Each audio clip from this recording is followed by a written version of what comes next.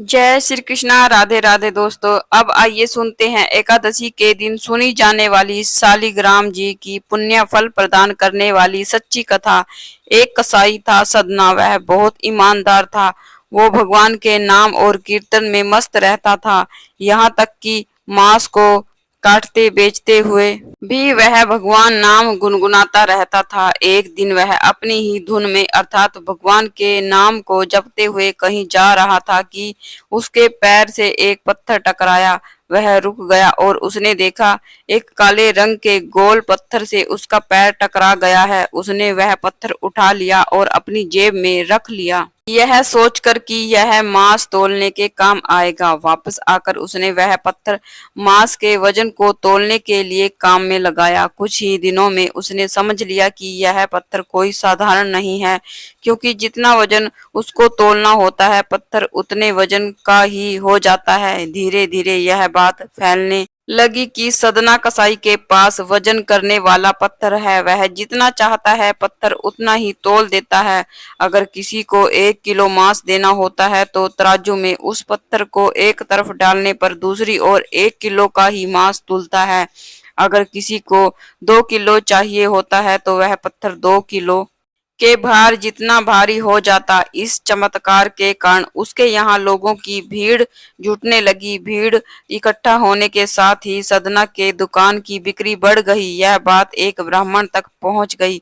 हालांकि वह ऐसी अशुद्ध जगह पर नहीं जाना चाहते थे जहां मांस काटता हो वह बिकता हो, किंतु चमत्कारी पत्थर को देखने की उत्सुकता उसे सदना की दुकान तक खींच लाई। दूर से खड़ा वह सदना कसाई को मांस तौलते देखने लगा। उसने देखा कि कैसे वह पत्थर हर प्रकार के वजन को बराबर तौल रहा था। ध्यान से देखने पर उसके शरीर के रोंगटे खड़े हो गए। भीड़ के कम होने के बाद ब्राह्मण सदना कसाई के पास गया। ब्राह्मण को अपनी दुकान में आया देखकर सदना कसाई प्रसन्न भी हुआ और आश्चर्यचकित भी हुआ। बड़ी विनम्रता से सदना ने ब्राह्मण को बैठने के लिए स्थान दिया और पूछा कि वह उनकी क्या सेवा कर सकता हूँ। ब्राह्मण बोले, तुम्हारे इस चमत्कारी पत्थर को देखने के लिए ही मैं तुम्हारी दुकान पर आया हूँ।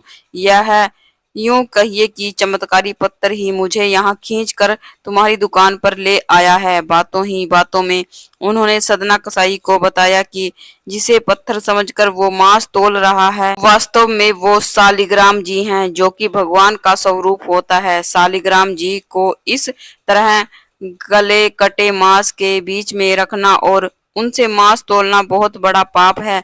सदना बड़ी ही सरल प्रवृत्ति का भक्त था। ब्राह्मण की बात सुनकर उसे लगा कि अनजाने में मैं तो बहुत बड़ा पाप कर रहा हूँ।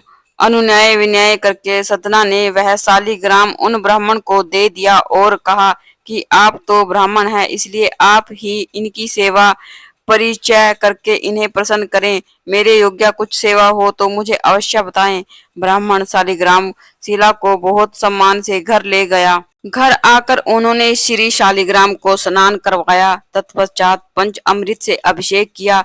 वह पूजा अर्चना आरंभ कर दी। कुछ दिनों के बीत जाने पर उन ब्राह्मण के स्वप्न में भगवान श्री शालिग्राम जी आए और कहने लगे कि हे ब्राह्मण, मैं तुम्हारी सेवा से प्रसन्न हूँ, किंतु किंतु तुम उसी कसाई के पास मुझे छोड़ आओ। स्वप्न में ही ब्राह्मण ने भगवान शालिग्राम से कारण पूछा तो उत्तर मिला कि तुम मेरी अर्चना पूजा करते हो, मुझे अच्छा लगता है, परंतु जो भक्त मेरे नाम का गुणगान कीर्तन करते रहते हैं उनको मैं अपने आप को भी बेच देता हूँ।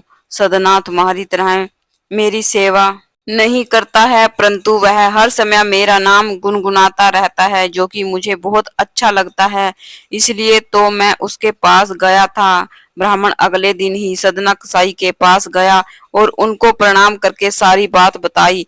तत्पश्चात श्री शालिग्राम जी को उन्हें सौंप दिया। ब्राह्मण की बात सुनकर सदना कसाई की आंखों में आंसू आ गए। मन ही मन उन्होंने मांस बेचने खरीदने के कार्य को छोड़ देने की सोची और निश्चय किया कि यदि मेरे ठाकुर जी को कीर्तन पसंद है तो मैं अधिक से अधिक समय नाम कीर्तन ही करूंगा।